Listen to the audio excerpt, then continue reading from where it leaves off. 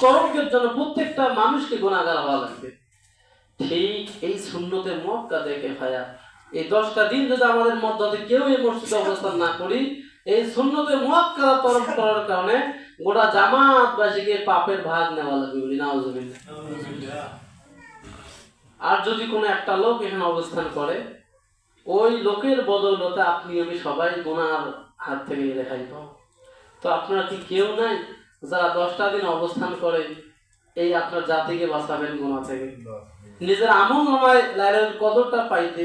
হ্যাঁ, আর একটা কথা বলি, কালকে একজন প্রশ্ন করছিল যে হুজুর ইতিকাফ থাকলে গিয়ে ঘুম পারলে কারালে হবে? হ্যাঁ, আপনি মসজিদে যখন ঢুকলেন, আমরা কিন্তু প্রত্যেকের নিয়ত করে রেখেছি আল্লাহ ইতিকাফের নিয়তে মসজিদে অবস্থান করলাম। প্রত্যেকটা নামাজে এটা গুণ বৈশিষ্ট্য, এটা চিন্তা করাই লাগবে। যখন আপনি মসজিদে ঢুকবেন মনে নিয়ত করুন আল্লাহ আমি মসজিদে যতক্ষণ অবস্থান করব ইতিকাফের নিয়তেই প্রবেশ করলাম। এখন আপনি আমি এখন বসে কথা শুনতেছি না, অনেক সময় আমি কথা না বললাম বসে বসে আছেন না, বসে থাকলেও ইবাদত করার সওয়াব আল্লাহ পাক আপনার আমলনামায় দিতেই থাকবে। সুবহানাল্লাহ। মসজিদে যদি কোনো মানুষ বসেও থাকে, কোনো নামাজ কালাম নাও পড়ে, ইতিকাফ করার কারণে যে সওয়াব হবে আল্লাহ পাক ওই বান্দা যে রাত্রে থেকে নামাজ না পড়ে ঘুমিয়েও পড়ে, ওই ঘুমানো অবস্থায় তার আমলনামায় সওয়াব ইতিকাফ করার কারণে সওয়াব নির্গত হতেই থাকবে বলে সুবহানাল্লাহ।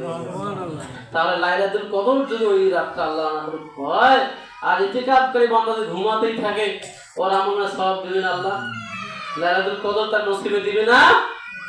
এত সুন্দর একটা সুযোগ আমরা হাতছাড়া করবো। প্রিয় হাজিরিন, মেহেরবানি করে আমরা চেষ্টা করব এই কয়েকটা দিন, আমাদের এখানে অনেক লোকজন আছেন, বলেন তো এই 10টা দিন ইতিকাফ করার মতো কোনো বান্দা এখানে আছেন? আছেন 10 জন? কয়েকজন কে কে 10 জন থাকতে পারেন বলেন তো, আপনি একটু দেখেন আল্লাহর রাস্তায়। হুজুর ওয়াজ করলাম নাকি? কিছু হইল না, এই জন্য ওয়াজ করলে কি লাভ, ওয়াজ শুনলে কি লাভ, লাভ হবে যে আমলে, আমলেও কাজ হবে না নবীর সুন্নাত না মানিলে।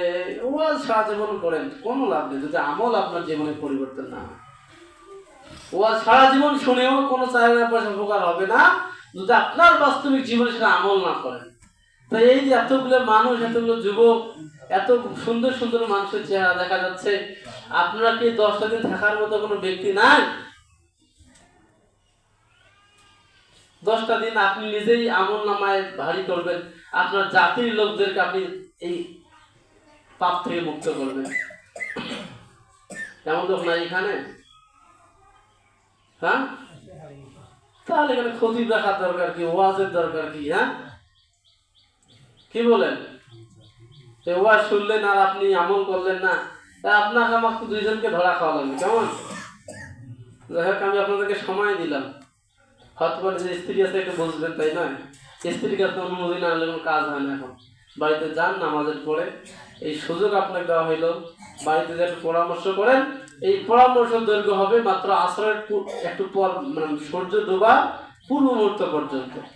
যারা ইতিকাফ করার নিয়ত আছে, ইচ্ছা আছে, এমন ব্যক্তি অবশ্যই আপনি সূর্য ডুবার পূর্ব মুহূর্তে আপনার প্রয়োজনীয় জিনিসপত্র নিয়ে এখানে হাজির হবেন। ইনশাআল্লাহ বলা যাবে না? আরে বাবা, নিয়ত